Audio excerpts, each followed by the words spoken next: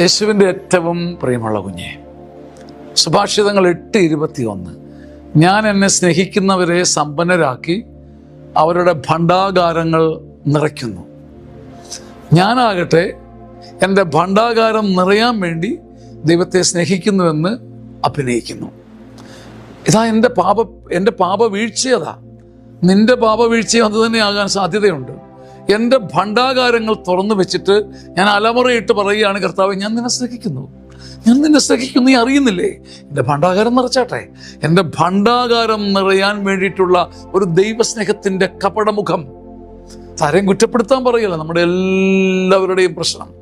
ഭണ്ഡാകാരം തുറന്നു വെച്ചിട്ട് ദൈവത്തിൻ്റെ കനിവും കരുണയും ചോദിക്കാതെ ഞാൻ അങ്ങയെ സ്നേഹിക്കുന്നു, എൻ്റെ ഭണ്ഡാകാരം നിറഞ്ഞില്ലെങ്കിലും എന്ന് ചങ്കിൻ്റെ ഊറ്റം കൊള്ളുന്ന ആത്മാർത്ഥതയോടെ പറഞ്ഞിട്ട് പെടഞ്ഞു മരിച്ചാലും അതൊരു ഭാഗ്യമല്ലേ?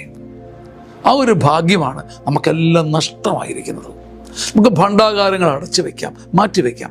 കർത്താവെ, എനിക്കാവുന്നത് പോലെ, എൻ്റെ അപ്പനോളോ എൻ്റെ അമ്മയോളം പോലും ഒരു പക്ഷെ നിന്നെ സ്നേഹിക്കാൻ എനിക്കാവുന്നില്ല, പക്ഷേ ഐ ഡു ലവ് യു, ഞാൻ നിന്നെ സ്നേഹിക്കുന്നു, ഞാൻ നിന്നെ സ്നേഹിക്കുന്നു കർത്താവെ, എല്ലാത്തിനും മേലെ സ്നേഹിക്കുന്നു എന്ന് പറഞ്ഞ് ഒരു ദൈവസ്നേഹ അനുഭവം സ്വന്തമാക്കാൻ കഴിഞ്ഞാൽ ഭണ്ഡാകാരങ്ങൾ താനേ നിറയും, താനേ കവിയും, താനേ ഉയരും, താനേ പ്രഫുല്ലമാകും, സമൃദ്ധി കൊണ്ട് താനേ മൂടപ്പെടും. ആമേൻ.